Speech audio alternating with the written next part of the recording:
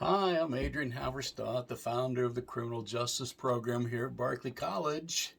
Welcome to my YouTube channel, the Justice Center at Dr. Halvey. We're working through a playlist titled Green Criminology. The focus of this 7th video is on 1. Exploring what policy making looks like for the future regarding green criminology. 2. Identify strategies for preventing and responding to green crime. And 3. To try to understand what the future direction is in green criminology in terms of research and practice. Green criminology and policy making in the future. Green criminology can play an essential role in forming policy making for the future by identifying the root causes of environmental harm and crime and develop strategies for preventing such things and providing intervention.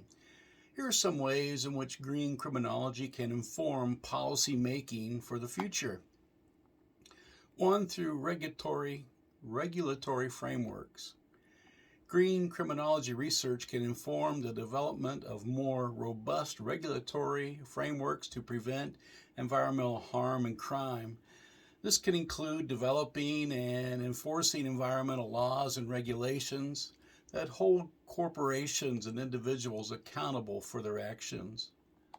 2. Through corporate responsibility. Green criminology can inform policies that promote corporate social responsibility, such as adopting sustainable practices and reducing environmental harm. 3. There's community-based initiatives. Green criminology research can inform the development of community-based initiatives that address environmental issues such as developing community gardens or creating ecological education programs. 4. There's environmental justice. Green criminology can inform policies that promote environmental justice, such as addressing ecological racism and ensuring that marginalized communities are not disproportionately affected by environmental harm and crime. 5th, there's technology and innovation. Green criminology can inform policies that promote technology and innovation to prevent and respond to environmental harm and crime. This can include remote sensing technology, artificial intelligence, and other advanced technology to monitor and deter environmental violations. What are some strategies we can use to prevent and respond to green crime? Green crime can have severe consequences for public health, ecological systems, and the well-being of future generations. Here are some strategies for preventing and responding to green crime. 1. Strengthen regulatory frameworks. One of the most effective strategies for preventing and responding to green crime is by strengthening regulatory frameworks. This can include developing and enforcing environmental laws and regulations, again, that holds individuals and corporations accountable for their actions. 2. We can increase public awareness. Another strategy is to increase public awareness about the importance of protecting the environment and the consequences of environmental harm. This can include developing educational materials and programs that promote environmental literacy and social responsibility, and engaging the public in terms of outreach and awareness campaigns. 3. We can promote corporate responsibility.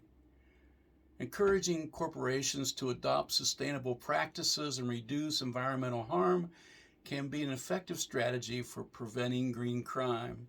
This can include developing policies that promote corporate social responsibility and encouraging corporations to adopt environmentally sustainable practices. 4th, we can support community-based initiatives. Community-based initiatives can effectively prevent green crime by promoting community involvement and raising awareness. Some of the more common initiatives are provide local environmental educational programs, community cleanup events. Community cleanup events can help prevent illegal dumping and littering and promote community involvement in protecting the environment. There's recycling programs. Recycling programs can help reduce waste and conserve resources, preventing green crimes like illegal dumping and environmental damage caused by the extraction of raw materials. There's also community-based environmental advocacy work. Environmental advocacy groups can bring attention to environmental issues in a local community and hold corporations in that community and local governments accountable for their actions that are contributing to green crime. Then there's sustainable living. Sustainable living initiatives like community gardens, composting programs, and green energy projects can promote environmentally sustainable practices and reduce the impact of human activities on the environment in local communities. We can also establish green housing, environmentally friendly housing that reduces the environmental impact of the building and its occupants through energy and water conservation and waste production goes a long way in preventing harm to the environment. There's ecotourism. Ecotourism is a form of sustainable tourism that focuses on exploring natural areas while minimizing environmental impact and promoting conservation efforts. Ecotourism aims to educate visitors about protecting the environment and preserving natural resources. It involves visiting natural areas such as forests, wildlife reserves, and national parks, with the primary goal of observing and appreciating the natural environment. Ecotourism activities may include hiking, birdwatching, snorkeling, kayaking, and other low-impact outdoor activities. Ecotourism emphasizes responsible and sustainable tourism practices that promote conservation and support local communities. This may involve providing eco-friendly accommodations and using environmentally friendly transportation services. It can also provide economic benefits to local communities by generating income and employment opportunities from such tourism, while encouraging the preservation of natural resources. It can also promote awareness and appreciation of environmental issues and inspire visitors to become advocates for conservation. 5, we can use technology and innovation. Technology and innovation can also be used to prevent and respond to green crime. This can include remote sensing technology, artificial intelligence, and other advanced technology to monitor and to deter environmental violations. 6, we can address environmental justice. Addressing ecological justice issues such as environmental racism and ensuring that marginalized communities are not disproportionately affected by environmental harm and crime must be of the essence. What's the future direction of green criminology research and practice look like? Green criminology research and practice will most likely continue evolving and adapting to changing social, political, and environmental contexts to effectively address ecological harm and crime. Here are some future directions in green criminology research and practice for you to consider.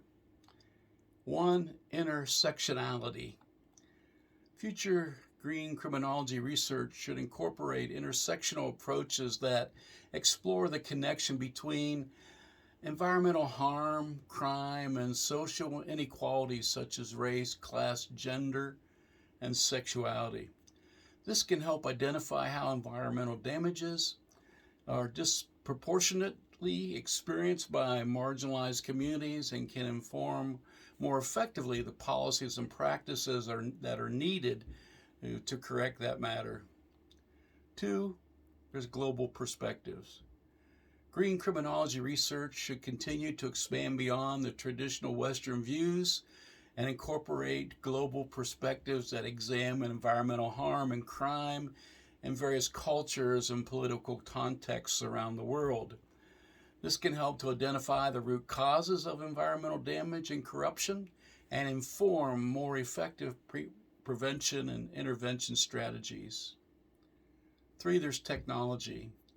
As technology advances, green criminology research should explore how technology can prevent and respond to environmental harm and crime. For example, drones and other remote sensing technology can monitor and track ecological violations. 4, there's policy and advocacy. Green criminology research should continue to inform policy and advocacy efforts to prevent and respond to environmental harm and crime. This can include advocating for stronger environmental relations and regulations, promoting corporate social responsibility, and supporting community-based initiatives that address environmental issues. Finally, education and public awareness. A 5th thing we can do is to educate people and make people aware of the need to address ecological harm. Green criminology research should be used to educate the public and raise awareness about environmental harm and crime. This can include developing educational materials and programs that promote environmental literacy and social responsibility, that will engage the public and cause them to want to do outreach and hold awareness campaigns. Much work is yet to be done in this area, but together we can transform our world, making it a better, cleaner place for all to live and to enjoy.